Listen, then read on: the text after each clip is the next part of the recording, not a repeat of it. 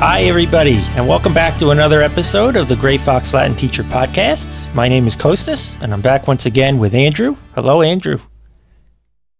Hey, Kostas. As always, it is great to be here with you. Most definitely, and I'm really excited about today's show because this is something that I've been looking forward to actually for quite some time now. In this show today, we're going to be talking a lot about our own backgrounds in education with Latin and some of the teachers that we've had. So I'm really looking forward to this show. How about you? I am also looking forward to it because I have a lot to say. Definitely, I am interested in critiquing my own Latin education, and I hope that we can use that critique to really come to some conclusions about, maybe what the best way to teach Latin is. Absolutely. There are a lot of different teaching styles out there, and we'll talk about this, but I'm sure that we've incorporated things that we learned from our own teachers and made things our own at the same time. Yes. So I learned a lot from the teachers I had. Some of the things I took with me, certain approaches teachers had were extremely important to me in my own teaching, but then there are other ways that I went off on my own because there were just gaps. There were other things that needed to be done, and maybe there were some things that needed to be done a bit less. I often think back to my own experiences learning Latin, when I think about how I should be teaching Latin.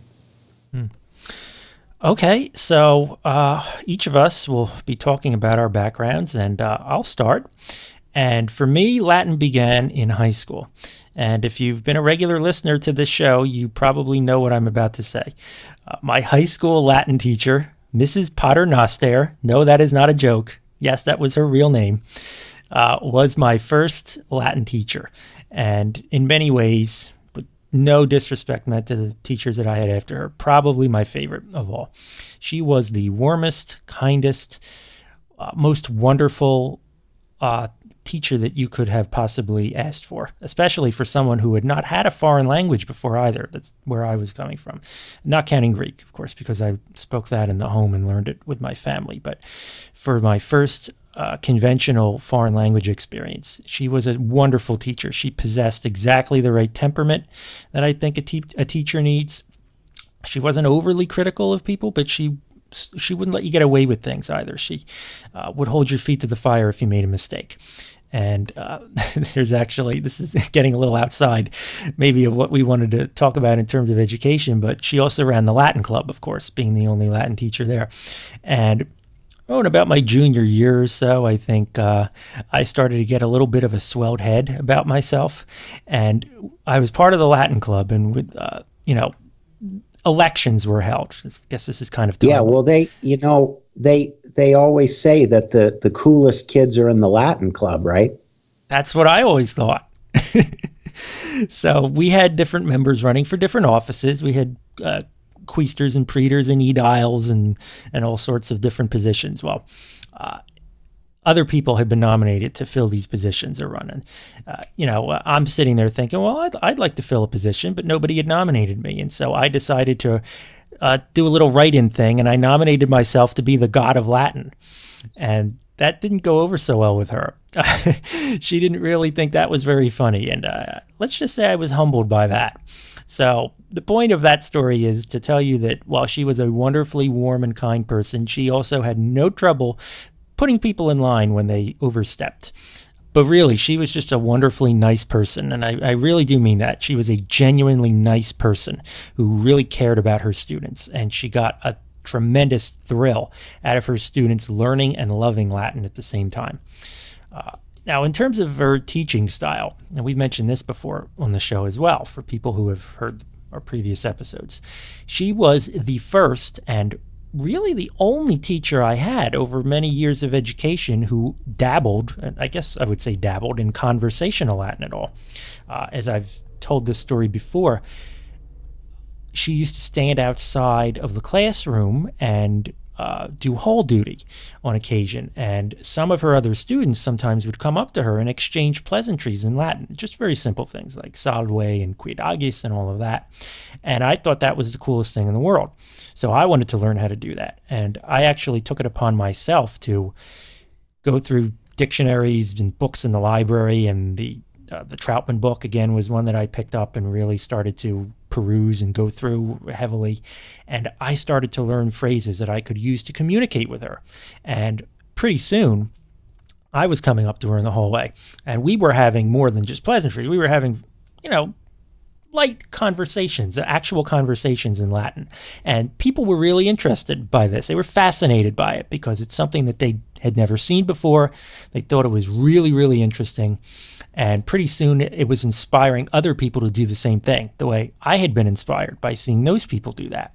So that is really what got me involved in conversational Latin. Because as I've mentioned before as well, the idea of not speaking a language to me was just, it was just absurd.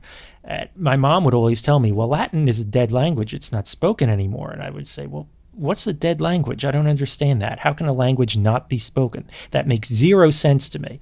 And I said, I am not going to treat this language as if it were a dead language, because first of all, it isn't. Clearly, it's in so many things. It lives in the Romance languages. It lives in medicine and law and all these other things. But that's just not how I'm going to conduct my education. So even if we don't speak Latin formally in the classroom, and we did actually, that's another thing that I can mention.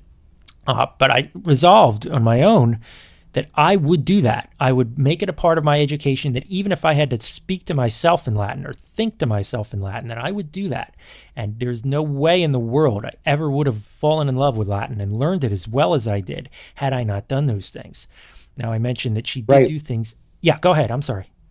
Yeah. So I just wanted to butt in and say that I think what you're getting at is that speaking Latin really inspires students.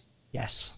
And, if you want students not only to learn the language much better, but if you want them to really enjoy it and be talking about Latin and be saying how great Latin is and be saying Latin is the best language in the school, the way to do that is to get them speaking it. I mean, yeah, I don't think there's any doubt about that. If you ask any teacher who has integrated conversational Latin into his or her classes, that teacher will say that makes all the difference when it comes to making the students interested, making sure that they're not falling asleep in class, making sure that they're not, retreating into the corner, but they're actually engaged.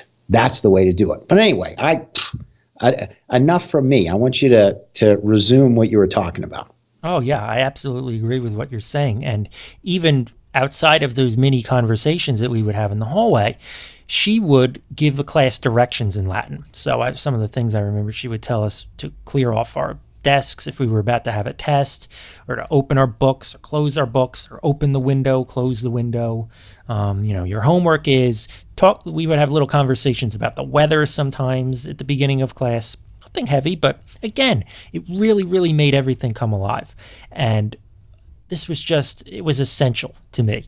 There were posters up in the room, not unlike the kinds of posters and materials that we offer through the Gray Fox Archives, by the way. But these were some of the earliest things that I remember seeing. Posters of fruits and vegetables and weather things hung up in the back of the classroom with the Latin names on them. And this was especially fascinating to me because the whole reason I was as interested in Latin as I was is because this was around the time of the Macarena. I think I've told this story before as well. And I didn't know. The Macarena. Does Yeah, anybody remember that? Do people remember the Macarena? there are probably still places where they do it. I don't know if anyone would admit to doing that now, but it was big in its I time. did. I danced the Macarena. In fact, there are, I don't know if they're still around, but back when I was in college, that's when the Macarena was big, and I was heavily involved in ballroom dancing when I was in college. And there's a picture of me dancing the Macarena that I remember they put on the wall of the dance studio. And I'll tell you what, when somebody takes a picture of you doing that dance, it can look pretty strange. So you've been immortalized in photography. Well, yeah, I've been immortalized for a number of reasons. That's just one of them. But anyway, you're talking about the Macarena, and somehow the Macarena and Latin came together at They this did, time. and the reason is because, of course, the Macarena is essentially all in Spanish, and I didn't know what they were saying, and I wanted to know what they were saying in the song, and so it was getting towards the time to pick courses for freshman year of high school, and I was going over them with my mom, and I said, I'd really like to learn Spanish. You know, I love that song. I'd love to know what they're saying in that song. And she said, that's fine and all, but, you know, I think Latin would be better for you. And she gave me the whole list of reasons as to why Latin is still good, even though she thought it was a dead language, but I don't hold it against her. Most people think that, unfortunately. But, you know, her heart was in the right place. So she said, why don't you take Latin, see how you like it, and then if you don't like it by the end of your freshman year, then, you know, we'll revisit this. And when I got in that classroom and I started looking at those posters, I could just tell, even not knowing more than maybe 5 or 6 Spanish words at that point in my life, I could tell there was a relationship between the Latin words I was seeing on those posters hung up in the room and Spanish words. And I remember looking at even the word for vegetables I just saw up to olera, and I thought, that sounds Spanish. I don't know what that means, but I feel Spanish in that. And I was pumped. I was jazzed all about that. So I would spend hours after school. I hung around after school. I didn't come home. I spent nearly every day after school in the library researching the relationship between Latin and the Romance languages and just learning all of these things. And each new word that I learned was like another door being opened to me. It was like this epiphany that I would have every day. I couldn't wait to get to the library after school was over because I would learn. This is pre-internet days too, by the way, so I couldn't just Google stuff or anything. And I would learn all of the stuff at the end of the day. I learned more at the end of the day than I did during the day because it was so much fun and so fascinating. And that's what got me to love Latin too. And just being able to use the words then and speak them, use the words in class, out of class, on my own studying. It was just tremendous. It was wonderful. And I wish everyone could do something like that. So you had a very positive experience learning Latin in high school. You had a very positive teacher. Mine. Well, yeah, go ahead. That's fine. You go ahead. I wasn't quite done with the high school experience, but let's stay positive for right now. Right. So, I mean, I think a lot of it was situational for me in high school. And I know I'm not the only person who's had this experience, but my parents wanted me to take Latin. They decided that's the language I needed to take in high school, but my high school had discontinued Latin that year, the year that I started going to high school. When I was a freshman, that was the first year that they did not have a first-year Latin class. And so I ended up going straight into the second-year Latin class. After doing a little bit of studying of the basics the summer before, I went straight into second year Latin. And throughout high school, I just was never able to do it very well because I lacked that foundation. I lacked those fundamentals. And I think that was the big issue. I think also the teacher wasn't that great. I would call him a mediocre teacher. And I didn't have any of those great experiences. There were no posters in the classroom showing visuals for Latin words. It was just very conventional, very normal. And, I think unfortunately so. You had a really positive high school experience. I wouldn't call mine negative. I would just call it, kind of a nothing experience. And in fact, I don't remember being terribly excited about Latin. When I entered college, I decided to take it in college mainly because I'd already been doing it. And I thought, well, let's not give up yet. Let's see if something can be done with this. And in fact, a lot more I was able to do a lot more with it after that. But I think that was a missed opportunity in high school. And there's so many missed opportunities. Students just don't have the teachers they should have. The curriculum isn't as good as it could be. And then, of course, students end up not being inspired. And that's a big issue. And even though I continued on after that, most students don't, because most students really need a reason to continue. They need to be into it for one reason or another, whatever that is, whether it's the Macarena or who knows. They've got to get into it, and we as teachers need to provide them with a way to get into it. But anyway, back to you. I want to throw it back to you, Kostas. We're talking about high school. Now I think we want to move on to college, right? Yeah, well, actually, before we do that, it wasn't all sunshine and roses for me in high school. And the reason for that is all right, because Mrs. Paternoster, she retired at the end of my junior year. And, naturally, when a beloved teacher leaves the school, as she did, it's going to create some shockwaves, because we were also a tight-knit group of students, too, that had been with her and been through quite a few fun things. So to say that what came next was difficult to adjust to would really be an understatement. So we had a teacher, whom I shall not name, but she came from very high education. Actually, it was a doctor, a PhD and she'd been all over the country. She'd held several different teaching jobs at various universities. And it was not only an adjustment for us trying to get used to her, but it was an extreme adjustment, maybe even a bigger adjustment for her trying to get used to us, because she was stepping, to be very fair to her, it was a very difficult situation she was stepping into.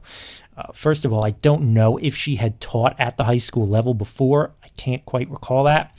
But I can tell you that it is very difficult when you have to fill the shoes of an extremely beloved teacher, as Mrs. Paternoster was. And for her to have to come into an environment like that was extremely challenging. And she was not well received at the outset. And I wish that my classmates might have made her feel a little more welcome to begin with. I did everything I could to make her feel welcome and work with her, to no avail, unfortunately.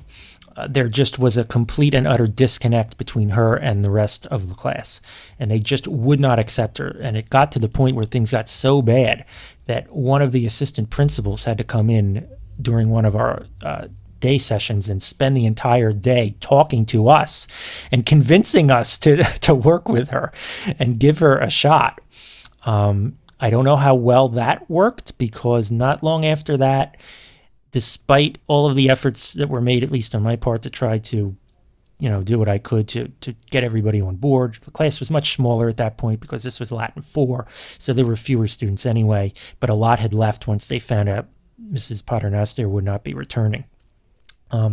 It just did not work out. And I'm sorry to say that this teacher decided she was basically just going to throw in the towel and say, the heck with all of you. If this is how you're going to be, I'm going to be this way right back to you.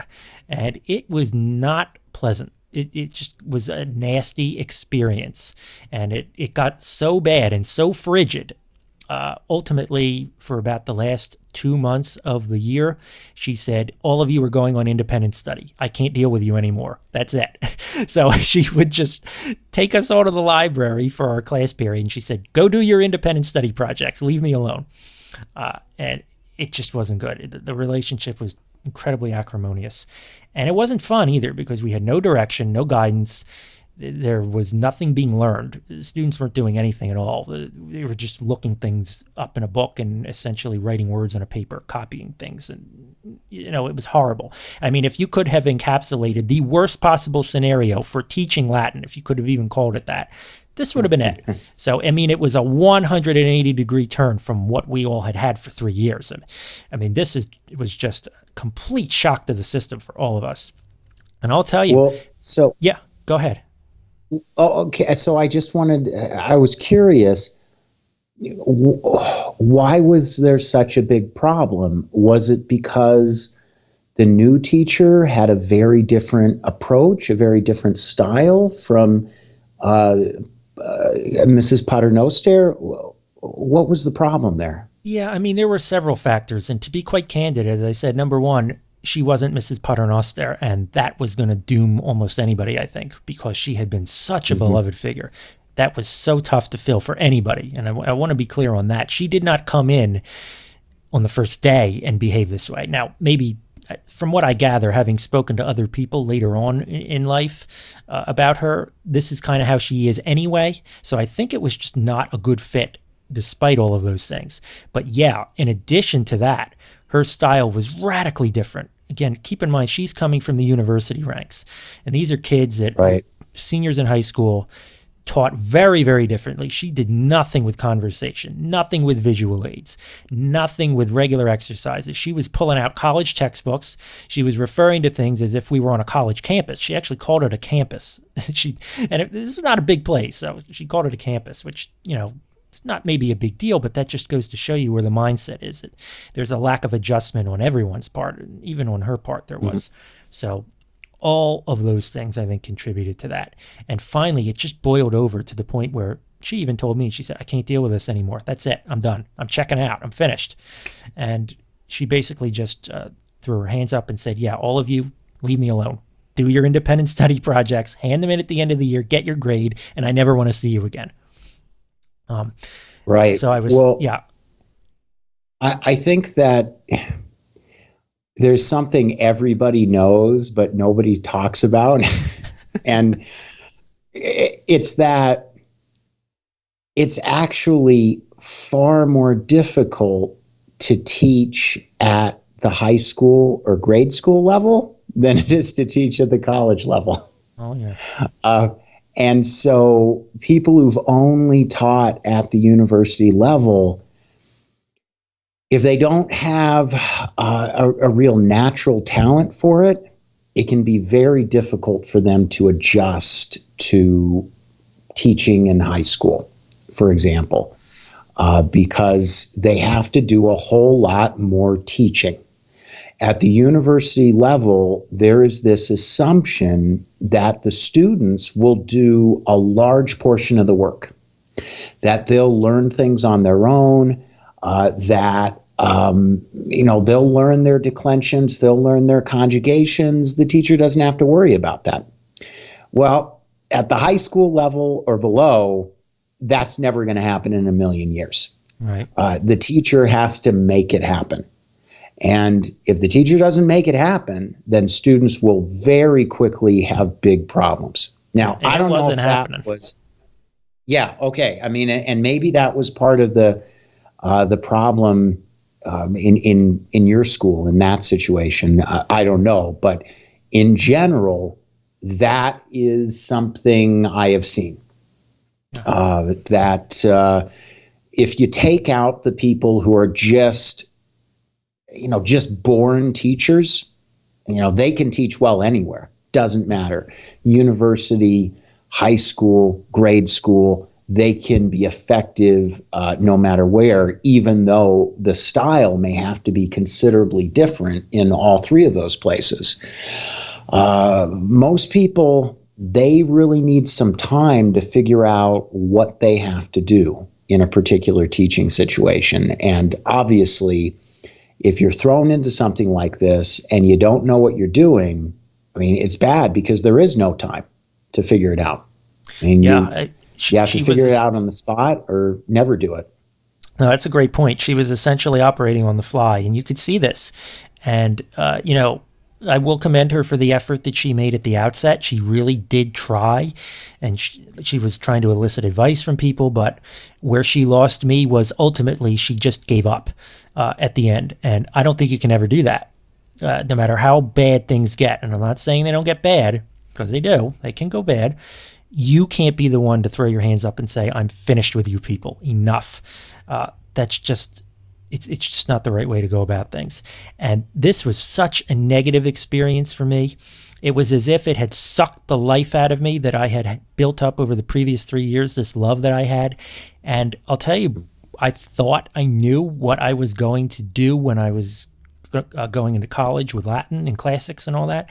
But this was such a bad experience this 1 year, my senior year, that by the time I graduated high school, I was really beginning to question whether or not I wanted to continue with Latin. It was that bad. And that made me feel really, really bad after everything that had happened that was so good. So a little bit of a cliffhanger there. We'll leave you with that for just a moment while we take a quick break. And when we come back, we'll talk about both of our experiences with Latin in college. So we'll be right back after this message. I'd like to speak for a moment about how you can help sustain the Gray Fox workshops. Gray Fox believes in giving back.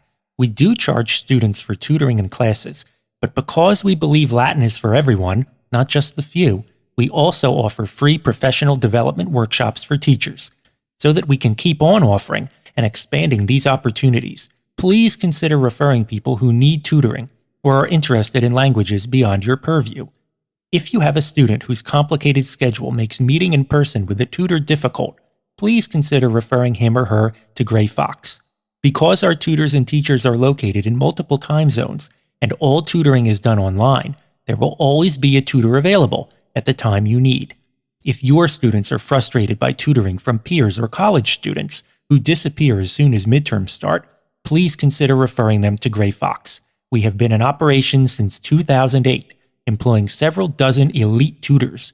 We are reliable and always available.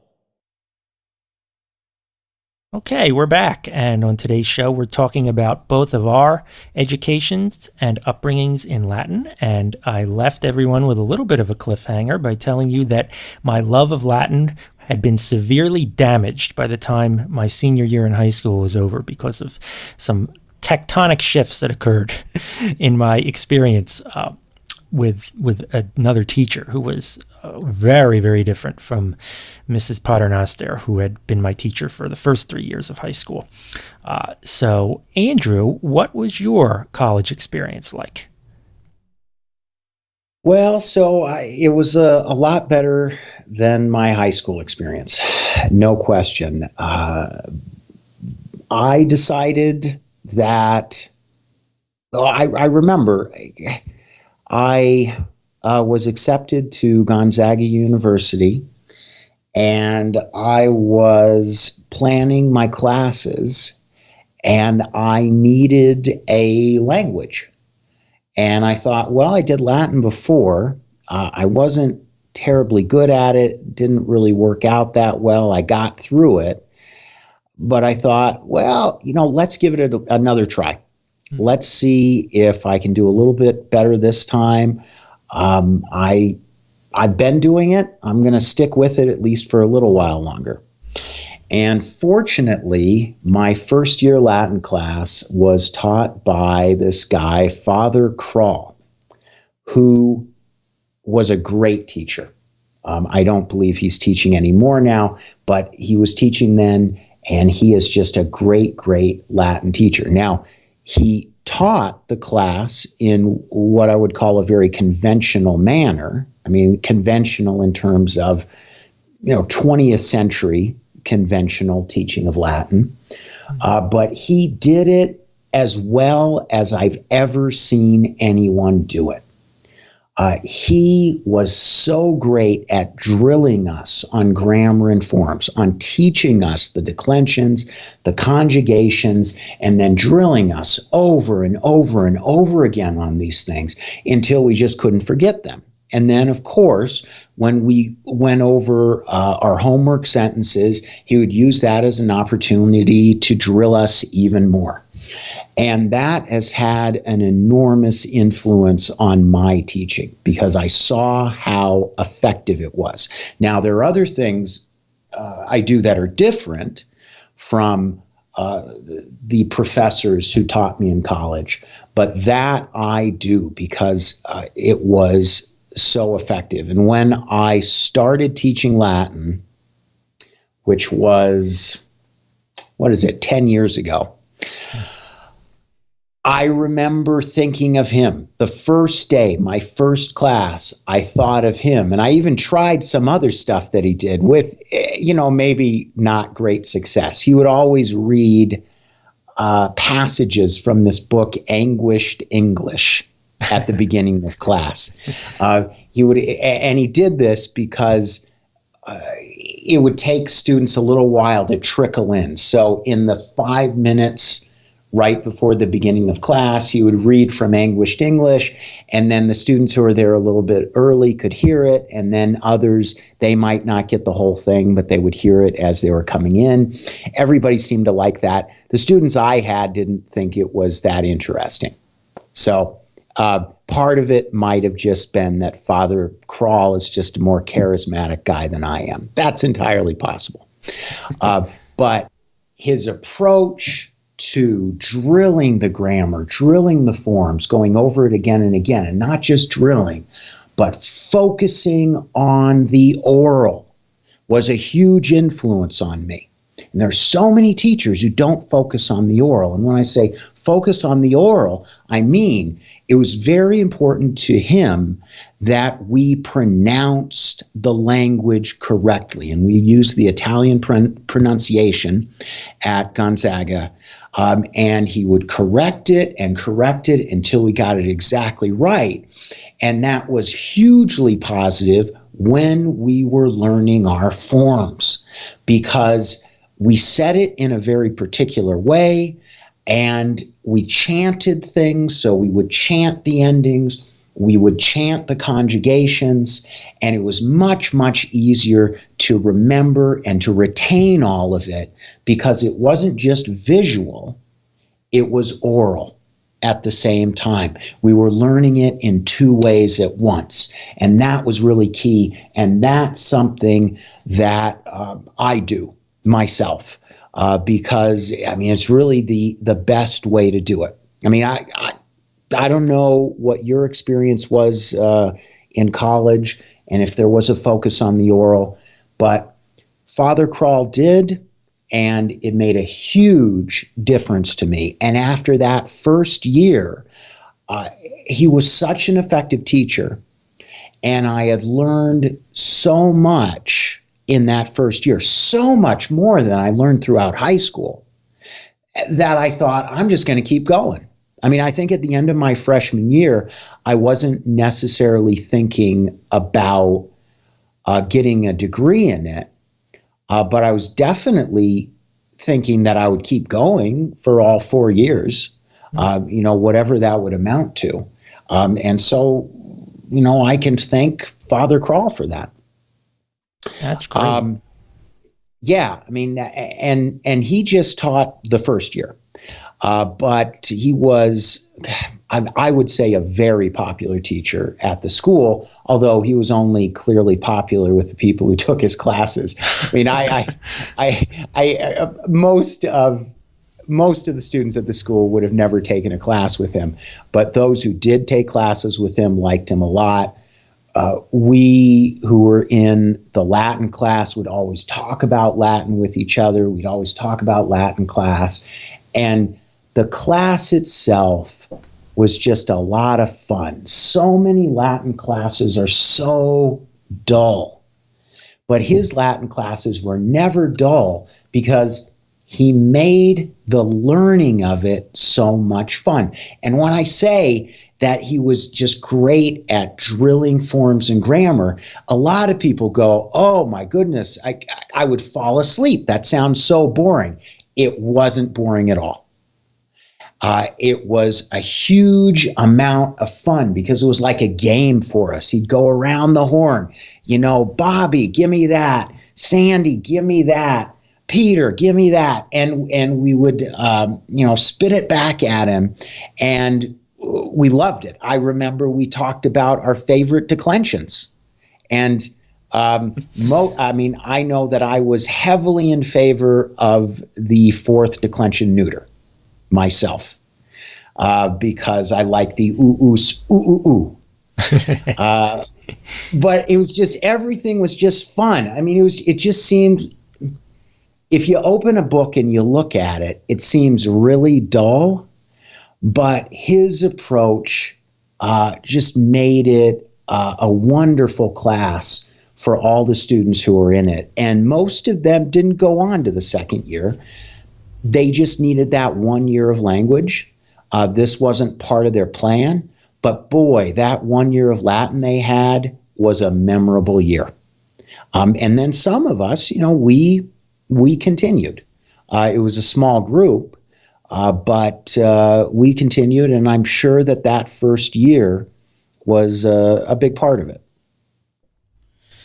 Yeah. So my college experience was a little bit different from this. And while I went to a Catholic school as well, I went to Villanova University, which is a Catholic school like Gonzaga.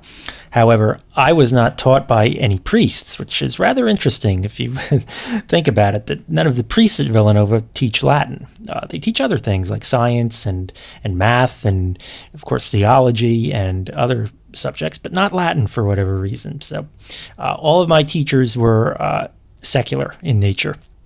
And when we stopped talking about me, I had mentioned that my love of Latin was really, really being tested because of what had happened at the end of my high school years. And so I didn't really know what in the heck to expect going into freshman year of high school. Freshman year of college. I didn't really know if I wanted to do it, if I did do it, what it would be like. I was just very confused, very apprehensive. But thankfully, I got a teacher who pretty much saved me and is the reason I'm here right now. He was a terrific teacher. His name was Ed Jaworowski. And by the way, in addition to being a tremendous classicist, he's also one of the world's foremost authorities on fly fishing. So if anybody has an interest in that, you might have seen his books. He's written a number of them, and they're on Amazon. And it's very interesting stuff if you're into fly fishing. Anyhow, he was a great, great teacher as well. He was very much in the mode of Mrs. Paternoster. But I would say that while they shared similar qualities in terms of teaching style, his temperament was a bit gruffer. He would be sarcastic with the students sometimes. If they gave kind of a silly answer to questions, you'd get a snarky response back, which was interesting. And it was never mean-spirited or anything like that. But he held people very much accountable to the standards that were expected. And unlike you, Andrew, it was a little different for me as well because I was going into the upper levels right away, having had 4 years in high school. So I never got to experience with any of my college professors the elementary teaching of Latin. So I can't really comment on drilling of forms and things like that because that's just not something that was done at those levels. And sadly, also, there was no conversational component to what we were doing there. We were being essentially trained in classical literature at that point. So we were going through all of the great Latin poets and all of the prose. My first year with Professor Jaworowski was doing the Aeneid. And I had done some of that before with Mrs. Paternoster, but this was on a very intense level. We did essentially the entire work. And more than it was really just sort of a read and translate course. And there were occasional writing assignments and essays and things like that. But it was different from what we had done before because, you were expected to know pretty much everything at that point and then go and apply it. And I had a really bad habit of relying on my natural abilities. So I didn't really do my homework a lot in those days. I would just kind of open the book and sight read during the class, And this was very cocky of me. See, this was a very bad trait I used to possess that I no longer possess, thankfully, after years of humility. I essentially would just open the book right there when he would call on me and say something. And it would usually be pretty close to right. And I thought, hey, this is easy. I don't need to work. This is great.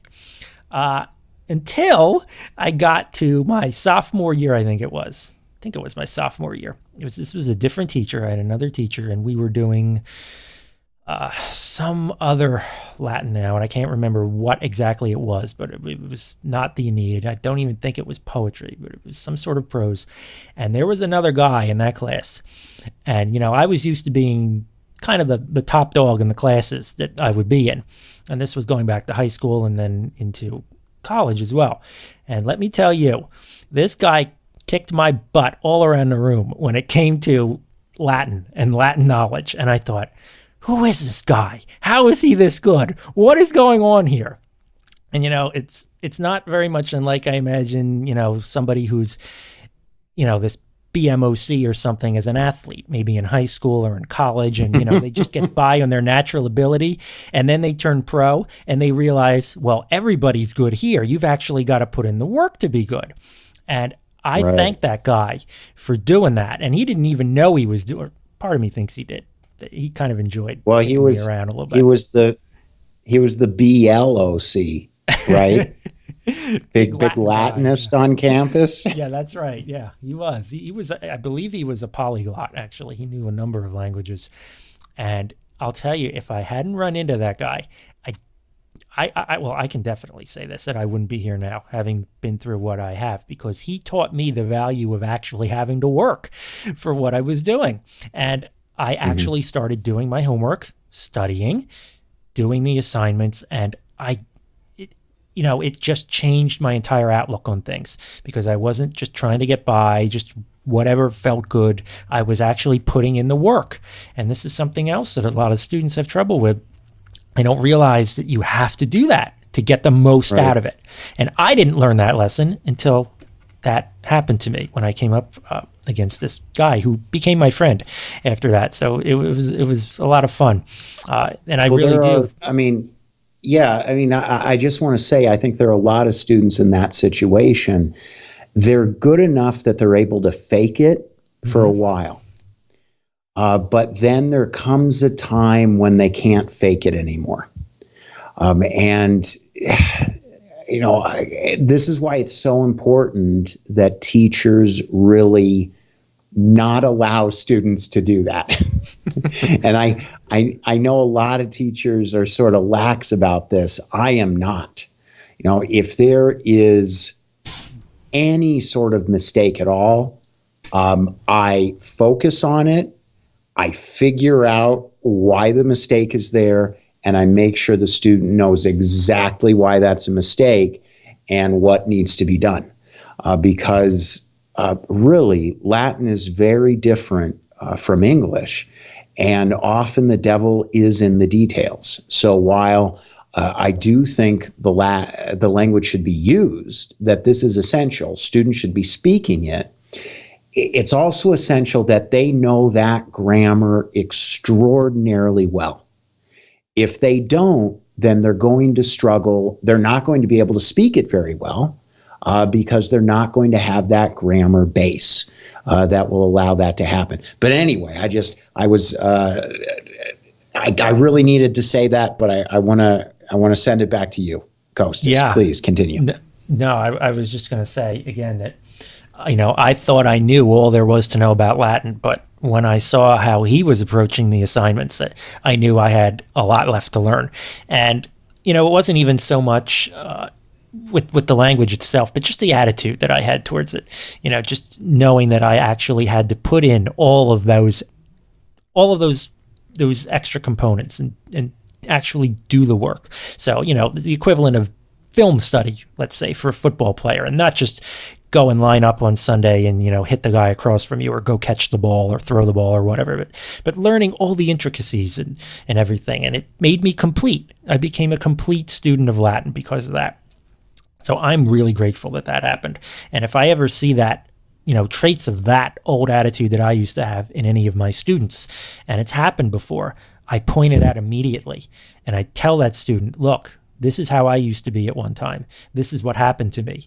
I'm giving you a heads up now so you don't have to go through that experience, and you'll know and get a fuller experience yourself right now. So it's something I've passed along, which is always good when you can pass on life experience, I think.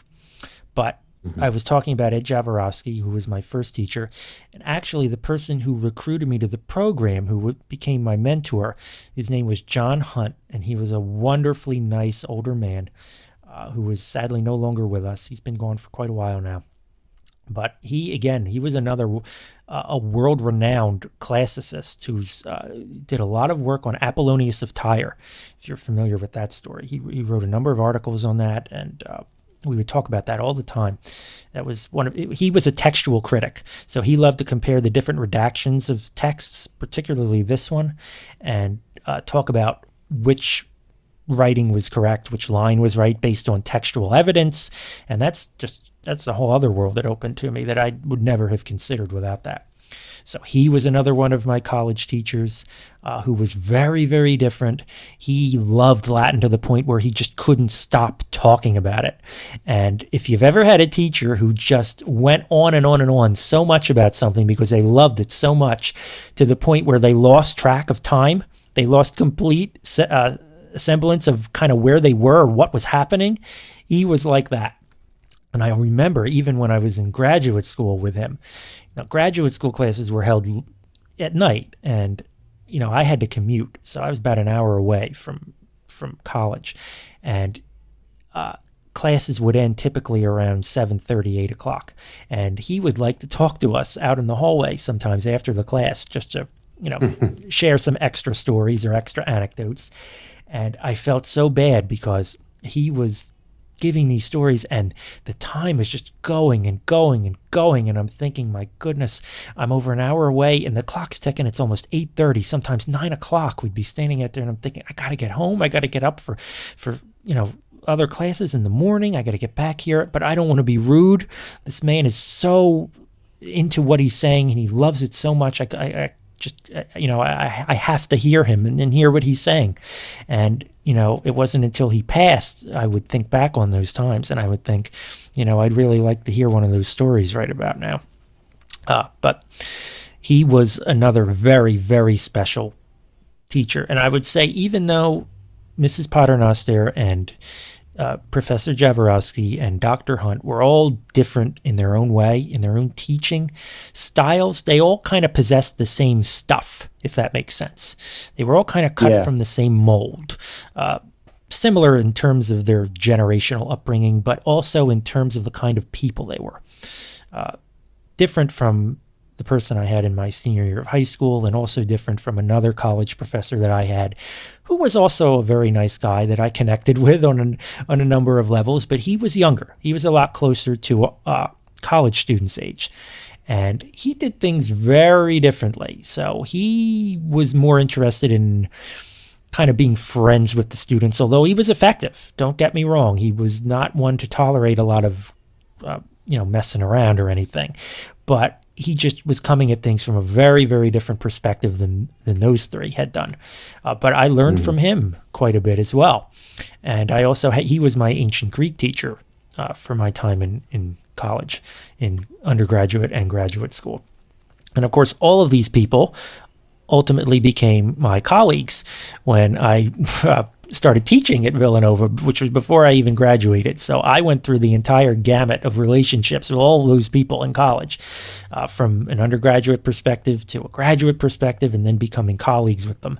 And that also enabled me to see a lot of things that you might not otherwise see, working on all three levels. And they were able to let me in on some of their own tips and tricks about how to teach to the students. And they said, well, remember when you were like this, this is how you should apply that to this situation now that you might be facing. And we would talk and they would give advice. And it was really just, a tremendous experience. It's kind of hard to put it all into words. Yeah. Well, I understand. So when I was in college, I had Father Crawl for the first year, but then for the other years, I had Father Schlatter.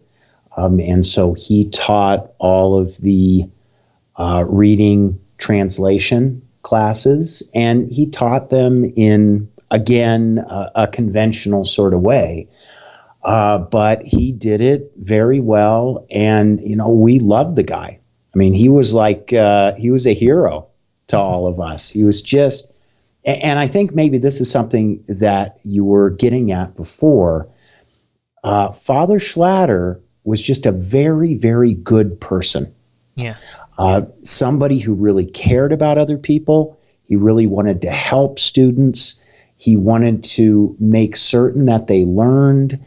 It wasn't ever about ego with him, which can be the case with some college professors. Oh, if I could just interject really quickly, Dr. Hunt especially, this man was, this was an extremely accomplished man, both in his field and in academia in general. And he would have had every right to be as much of an egotist as he wanted. But this man was so humble, so amazingly humble. When I first met him, I remember going onto the campus, and he took us to get coffee and sandwiches, and he was giving us a private tour of the campus. And this is an esteemed academic. That's something you normally have some lackey do or something. And he was doing this. And he didn't have a single hubristic bone in his body. Well, I think that the great professors are all like that. Whatever the field is, they are people who want to help students learn, and they just want to share what they know with other people because they think it's the right thing to do. They think it's the positive thing to do. And they want to make that next generation really become positive as well. And I do like to think that Father Schlatter in particular, and he's also not with us anymore, but Father Schlatter in particular, he's been a big influence on me in my life, a huge influence. I think about him all the time. And there aren't a lot of people who are in that category. And so that's, something else maybe we want to mention. It's great if you're an effective teacher. It's great if the students learn extremely well. But then the other aspect of it is just being a good person and sharing that with your students. And if you can do that, not only will the students learn, but the students will carry that with them throughout their lives. Because, I don't know about your life, Kostas, but I run into a lot of people who are very negative and mean and nasty in my life. Mm-hmm. And when there's somebody who's the opposite of that, it just makes such a huge difference. It makes you think, okay, a lot of things are possible that I didn't think maybe were possible. Yeah, no, this is such an important point. No, it really, it bears saying, like, as you just said, these people, and I think it can include most of the people that each of us has mentioned here so far tonight, these people transcended Latin. So this is the importance of teaching and the kind of effect a really, really good teacher and a good person can have on a person in their life. Mm-hmm.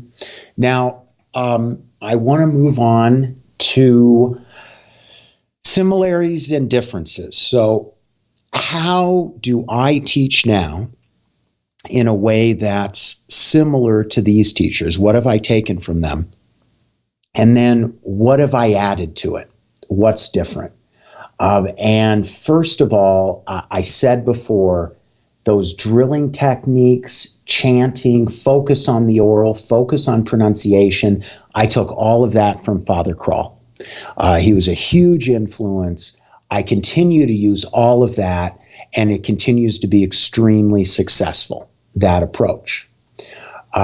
Now, that said, the one big missing element in my Latin education was speaking the language. And it's strange that was missing because Father Schlatter and Father Crawl even though I never heard them do it, they spoke fluent Latin because that's what all the priests did. Any priest who was in the seminary in the early 60s and before spoke Latin fluently because many of their seminary classes were completely in Latin. And the reason they were completely in Latin was because they knew this is how the priests will learn Latin. Right. The way to make them learn is to force them to speak in the language. And so they both knew Latin extremely well. And I think it is a real shame that wasn't a big part of our Latin curriculum. I mean, they certainly could have done it. I think they would have been very good at it, but the system wouldn't allow it. So the university system said, no, that's not how we do it anymore. We do it this way. Latin is a dead language. Nobody speaks it. You just translate it. So that's how you're going to teach it. Mm-hmm. And because that's how they were told to do it, that's what they did. But it's such a shame because, I mean, the rest of us now, we're working hard trying to learn Latin, to speak it well at a high level. And if we just had been able to take advantage of the teachers we had who really could do it, then we'd be much farther along now. I mean, we might be, speaking Latin at an extremely high level. My Latin is, my spoken Latin is okay, but it could be a whole lot better than it is, and I'm trying to make it better. But it just seems like an enormous lost opportunity to me. Yeah. So that's the big difference. It pains me to hear that too, because of course, in a lot of situations, you simply don't have teachers who even know how to speak the language because they didn't learn it that way. In addition to maybe their programs don't allow it or their schools don't allow it. But when you have people who know how to speak it and they're being prevented from doing that, that's just tragic to me. It is tragic. And that was the final step that we needed to take. That everything else was great. As I said, Father Kral's first year Latin class was perfect. But at that point, after the first year, we should have been spending a large portion of the time conversing in the Latin language. That would have been a perfect time to begin doing it. That's when I have my students do it. It's just, instead of that, we ended up struggling through these Latin texts, translating them, looking words up thousands of times and never learning them. It just was a huge amount of work that didn't get me that much farther. The distance I went from the beginning of that first year Latin class to the end of that first year Latin class was huge. But then everything after that, until I started speaking Latin, which didn't happen for quite a few years, not much really happened. I didn't learn that much. What did I learn? Okay, a few new grammatical constructions, I guess. But it wasn't much. We spent a huge amount of time not learning much. Yeah. I'm getting a little worked up here because it's just such a shame. Yeah. And I don't want to make that mistake with my students. And I think it's fortunate that more and more Latin teachers are understanding the way I learned the language was not the ideal way to learn it. We've left out half of what needs to be done in learning a language. Yeah. Speaking the language is being left out. And it's just nuts to me. So that's the difference. The difference is that in my teaching, I've integrated speaking Latin into the curriculum because it's essential. If students are going to get to a high level in the language, they have to speak it, they have to converse in it. Yeah, and this would be something for me as well that's quite different. For as great as my time in college was as an undergrad, as a graduate student, there was absolutely zero conversational Latin in college for me. And if I hadn't had that experience in high school for those 3 years with Mrs. Paternoster, I never could have done it. And I probably wouldn't have gotten to where I did. So Hmm. I had an appreciation for it from coming from that angle, and that is part of my teaching now. And of course, this is something that we talk about all the time, and we know it because we've seen it and we've both experienced it. We know how important it is to speak the language, as you just said so very eloquently. So that's a major difference between a lot of my teachers and my own teaching. On the similar side of things, I would say that something I learned from all of my teachers is that you need to be able to inject life into your teaching. You need to be able to hold people's interests. You need to make what you're doing come alive in some form or fashion. And each of the teachers that I had that was a good teacher was able to do that. They were good at figuring out their students too. So there was a little bit of a sociological side to this. They knew how to bring the best out of their students. And that didn't necessarily mean abandoning techniques or tactics or anything. If anything, I think it was more of a combination effort and taking things that might not work for one student, but using them on another student. And, doing this with aplomb, with a class full of maybe 20 or 30 students in high school, and then even some in college when we had some larger classes at one or two various points. So I've been able to adapt their ability to do that into my own teaching, I think, to sort of just expect the very best out of the students, but also sort of, I'm stealing a term from you right now, actually, to be a friendly Ah, drill sergeant with them all right. when needed. So I'll go over forms because this is something I did in high school. As I said, I didn't really do it in college because of where I ended up on the scale of the classes. But it's something that's necessary, I think, for students, of course, who are first learning, and it's something that I incorporate with them. And it's something they need to be able to do well if they're going to progress and they're going to keep hold of everything that they've learned. So Hmm. I would say just taking that style, that older style, I guess in a way it's an older style, but it's an intuitive style, I think is the word that I want to use here. It's very intuitive of the students, and it really forces the teacher to not just look at a student like they're any other student or they're some sort of number that's being processed, but everybody's an individual. Everybody's being taught in an individual way. Well, so I mean, I think that I would say what distinguishes great teachers from everyone else, from most people, and I think this is the problem with most people and why people have so many problems. Great teachers are neither optimists nor pessimists. Hmm. They're realists. They deal with things as they are. They adapt to the situations as they are. Great teachers do not decide ahead of time, okay, this is the way it's going to be because, I heard that's the way to approach this. People have been saying that, so I'm going to do it no matter what. Great teachers look at reality and adapt to reality and do whatever they can to make sure that the students learn. And I've had to learn a lot in my teaching. It was an eye opener to teach very young students, for example.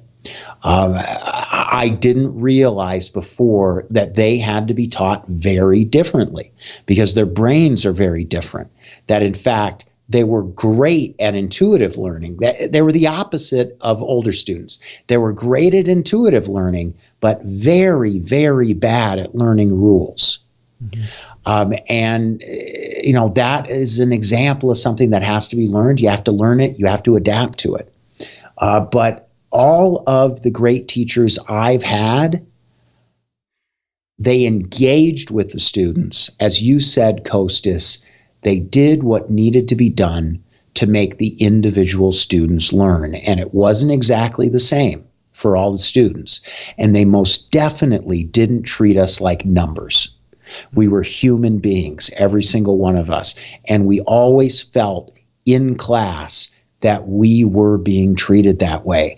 And it isn't just, as I said, how well we learned. It was also extremely positive just to be respected in that way. There's a lot of disrespect going around with a lot of different people, in the world. But specifically, there's a lot of disrespect that comes from teachers and is directed at students. And I don't approve of that. I just don't think that that's a good way to do things because students take all this on board. We are far more important to them than we realize. I mean, it seems as though we're not. I mean, I don't know what your feelings are on this, Kostas, but you teach a class, you get the impression nobody cares.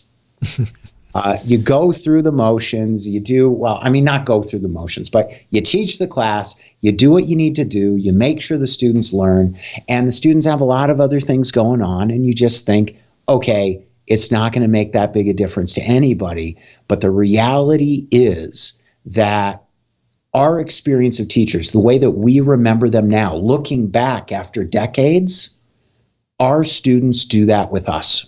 Yeah.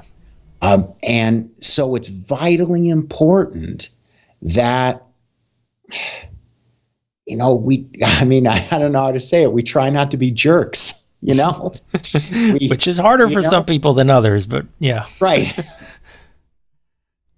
But anyway, I think that's probably a good place to wrap this up. Yeah, boy, this has been quite a show today. Yeah, it's been a fairly long episode, so we can probably cut it off here. But Kostas, why don't you bring us out? Why don't you give them the final stuff? So, my fellow listeners, if you have enjoyed what you have heard today, and perhaps you've heard us in the past as well, and you just haven't gotten around to it, we very much would love for you to subscribe to this podcast. Please also check out our Gray Fox website, where we have many, many free resources and materials available for download in the Gray Fox archives. And so the address for that website is grayfoxtutors.com. That's greyfoxtutors.com. And the archives page is archives.grayfoxtutors.com. And in addition to those resources, we also have our free Latin conversation textbook that we've talked about before, and information on our free conversation class over Skype for Latin teachers, which is thriving right now. So if you have any inclinations of doing that, please get in on it. We'd love to have you come to one of our classes and join. You can also email us any questions or comments that you might have for the podcast at podcast@grayfoxtutors.com. That's podcast@grayfoxtutors.com. And we've really enjoyed the correspondence we've received from you who have been listening to us. And one last thing, if you are watching or listening on YouTube, please click the subscribe button and then the little bell in the top corner so that you never miss a new episode of the podcast and you get notified when we've got a new one up. So, wow, what a show today. This has really been fun, going down memory lane and talking about all this. And I'm sure lots of this will continue to filter into our conversations in the future. It's been a lot of fun, Andrew. Thanks. Yeah, it's been great for me as well. Thank you. Okay, and until next time, thank you all so very much for listening, and we will see you on the next episode of the Gray Fox Latin Teacher Podcast. Valete, everyone.